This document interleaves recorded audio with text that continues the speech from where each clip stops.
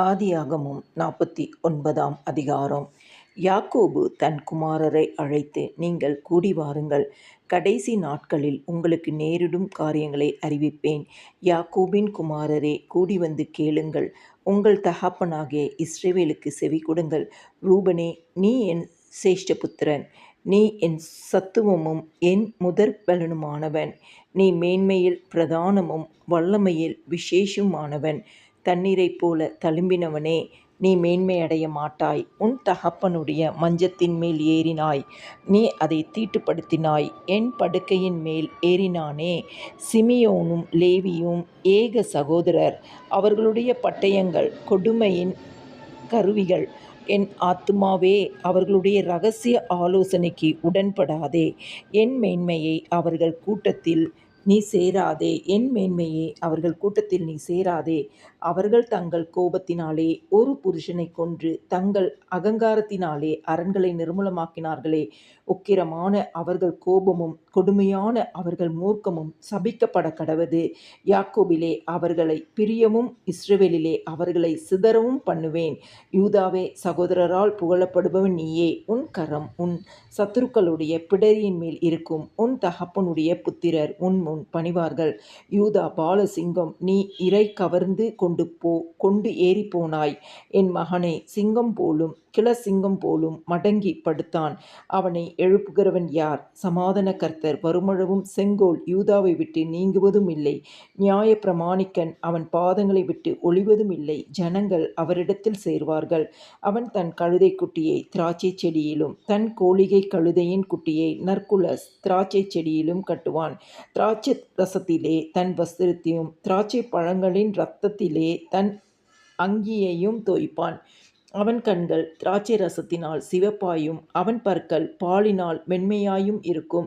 செபுலோன் கடல் துறை அருகே குடியிருப்பான். அவன் கப்பல் துறை முகமாய் இருப்பான். அவன் எல்லை சீதோன் வரைக்கும் இருக்கும். இசக்கார் இரண்டு பொதியின் நடுவே படுத்து கொண்டிருக்கிற பலத்த கழுதை. அவன் இளைப்பாறுதல் நல்லது என்றும் நாடு வசதியானது என்றும் கண்டு சுமக்கிறதற்கு தன் தோளை சாய்த்து பகுதி கட்டுகிறவன் ஆனான். தான் இஸ்ரவேல் கோத்திரங்களில் ஒரு கோத்திரமாகி தன் ஜனத்தை நியாயம் விசாரிப்பான்.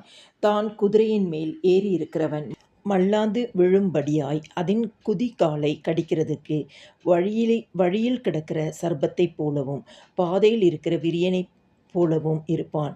கர்த்தாவே, உம்முடைய இரட்சிப்புக்கு காத்திருக்கிறேன். காத் என்பவன் மேல் இராணுவ கூட்டம் பாய்ந்து விழும். அவனோ முடிவிலே அதின் மேல் பாய்ந்து விழுவான்.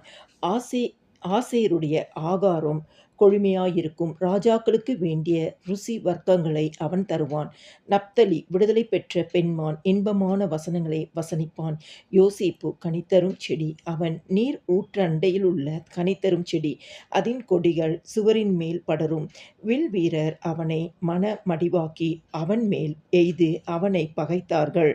ஆனாலும் அவனுடைய வில் உறுதியாய் நின்றது. அவன் புயங்கள் யாக்கோபுடைய வல்லவரின் கரங்களால் பலத்தன. இதனால் அவன் மெய்ப்பனும் இஸ்ரவேலின் கன்மலையும் ஆனான். உன் தகப்பனுடைய தேவனாலே அப்படி ஆயிற்று. அவர் உனக்கு துணையாயிருப்பார். சர்வ வல்லவராலே அப்படி ஆயிற்று. அவர் உயர வானத்தில் இருந்து உண்டாகும் ஆசீர்வாதங்களினாலும் கீழே ஆழத்தில் உண்டாகும் ஆசீர்வாதங்களினாலும் ஸ்தனங்களுக்கும் கற்பங்களுக்கும் உரிய ஆசீர்வாதங்களினாலும் உன்னை ஆசீர்வதிப்பார். உன் தகப்பனுடைய ஆசீர்வாதங்கள் என் பிதாக்களுடைய ஆசீர்வாதங்களுக்கு மேற்பட்டதாய் இருந்தது. நித்திய பர்வதங்களின் முடிவு மட்டும் எட்டுகின்றன. அவைகள் யோசேப்புடைய சிரசின் மேலும் தன் சகோதரரில் விசேஷித்தவனுடைய உச்சந்தலையின் மேலும் வருவதாக. பென்யமீன் பீறுகிற ஓநாய் காலையில் தன் இரையை பட்சிப்பான், மாலையில் தான் கொள்ளையிட்டதை பங்கிடுவான் என்றான். இவர்கள் எல்லாரும் இஸ்ரவேலின் 12 கோத்திரத்தார். அவர்களுடைய தகப்பன் அவர்களை ஆசீர்வதிக்கையில் அவர்களுக்கு சொன்னது இதுதான். அவனவனுக்குரிய ஆசீர்வாதம் சொல்லி அவனவனை ஆசீர்வதித்தான். பின்னும் அவன் அவர்களை நோக்கி, நான் என் ஜனத்தாரோடே சேர்க்கப்பட போகிறேன்.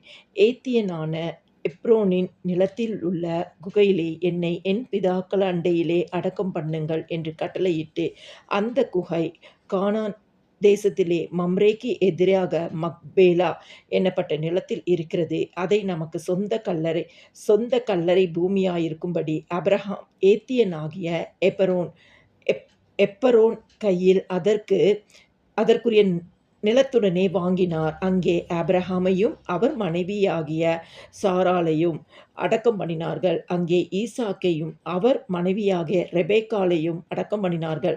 அங்கே லேயாளையும் அடக்கம் பண்ணினேன். அந்த நிலமும் அதில் இருக்கிற குகையும் ஏத்தின் புத்திரர் கையில் கொல்லப்பட்டது என்றான். யாக்கோபு தன் குமாரருக்கு கட்டளையிட்டு முடிந்த பின்பு அவன் தன் கால்களை கட்டிலின் மேல் மடக்கிக் கொண்டு ஜீவித்துப் போய் தன் ஜனத்தாரோடே சேர்க்கப்பட்டான்.